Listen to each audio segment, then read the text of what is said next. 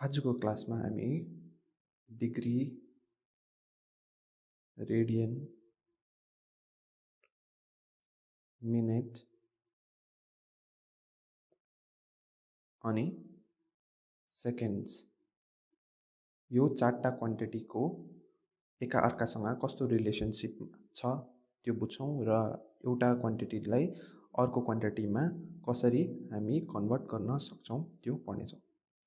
Degree भनेको generally के गर्छ, हामीले एङ्गल मेजर गर्छ।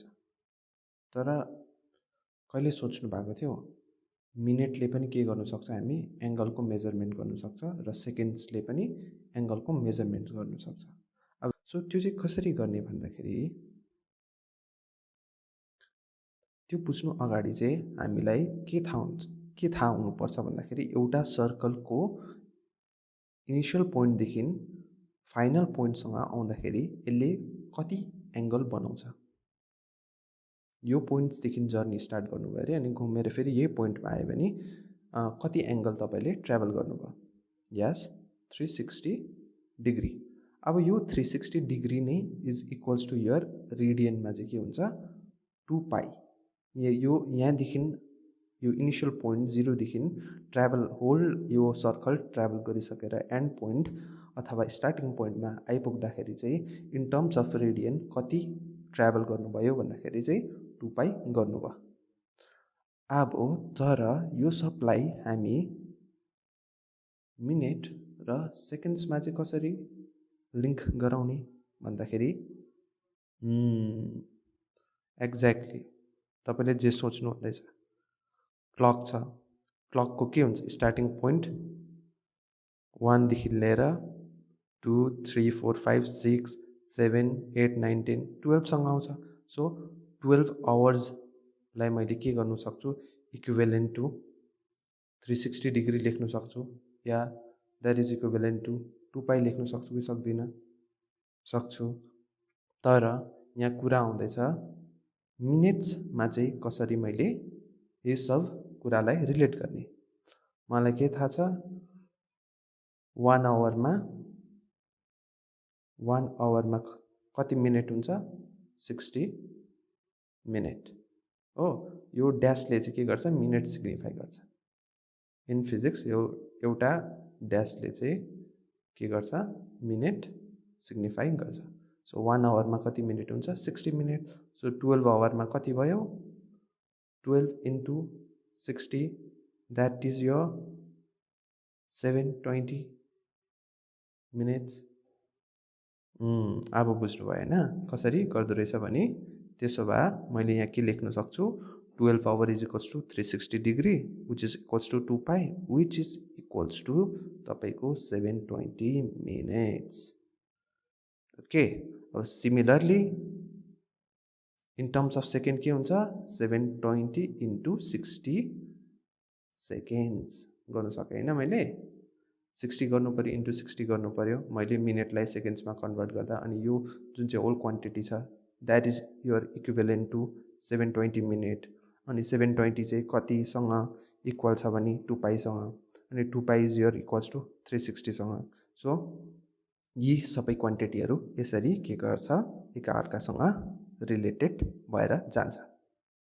अब यो बुझ्यो भने हामी यो क्वेसन गरौँ। Calculate the angle of 1 degree 1 minute र 1 सेकेन्ड। सेकेन्डलाई दुईटा ड्यासले डिनोट गर्छ हो। यो दुईटा ड्यासको मिनिङ चाहिँ के हो सेकेन्ड्स हो। सो 1 डिग्रीलाई पनि रेडियनमा 1 मिनेटलाई पनि रेडियनमा र 1 सेकेन्ड्सलाई पनि रेडियनमा कन्भर्ट गर्नुपर्ने भयो। सो त्यो कसरी गर्ने मैले भन्दाखेरि चाहिँ अघि नै भनेको हामीले 360 डिग्री इज इक्वल्स टु यो फर्स्टको गऱ्यो 360 degree is equals to 2 pi. So 1 degree is equals to कति हुन्छ 2 pi divided by 360। So pi by 2 1 जा 2 2 1 जा 2 2 8 जा 16 0 पाई बाई 180 रेडियन चाहिँ कतिमा हुँदो रहेछ 1 डिग्रीमा। त्यस्तै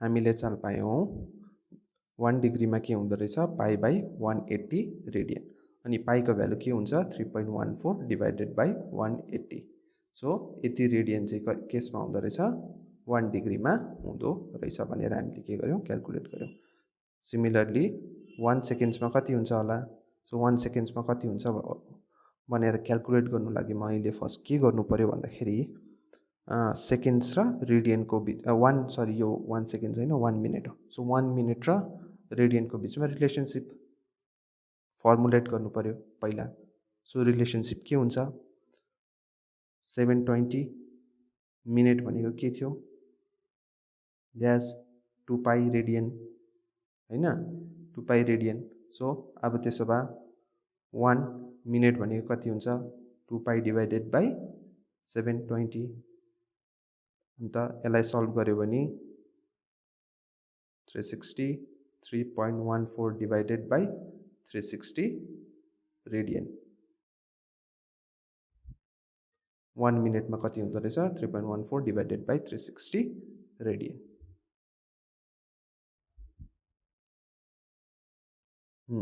अब लास्टमा चाहिँ के गर्ने भन्दाखेरि 1 सेकेन्ड्समा कति रेडियन हुन्छ भनेर हामीले क्याल्कुलेट गर्ने त्यसको लागि फेरि के गर्नु पर्यो 1 सेकेन्ड्स र रेडियनको बिचमा रिलेसनसिप फर्मुलेट गर्नु पर्यो एउटा क्लक हुन्छ क्लकमा 12 आवर हुन्छ 12 आवरमा 720 मिनट हुन्छ 720 मिनट्समा के हुन्छ 720 इन्टु 60 सेकेन्ड्स हुन्छ so 720 into 60 is equals to your 2 pi radian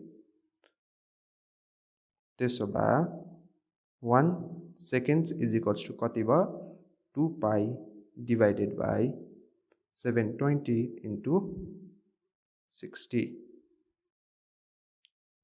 जुन चाहिँ हो 2 1 2 2 360 जा 720 पाई को value 3.14 divided by 360 into 60 radian. Okay.